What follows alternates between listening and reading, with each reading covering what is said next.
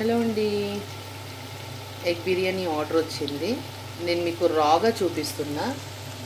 Procedure ఎట్లా ఏంటి తర్వాత వీడియో తీసి పెడతాను. ఫస్ట్ ఎగ్ ఇట్లా కలిపేసుకొని పెట్టుకోవాలి.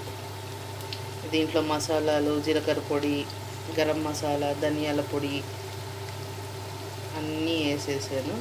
పెరుగు, నిమ్మకాయ, జాజికాయ, బిర్యానీకి మెయిన్ జాజికాయ, పచ్చిమిర్చి, కొత్తిమీర, మెంతి కూర అన్నీ వేసి నానబెట్టేసాను. ఇది కూడా మన బిర్యానీ రైస్, ఇది కూడా నానుతుంది. ఇది అయిపోయాక నేను మళ్ళీ మీకు వీడియో పెడతాను.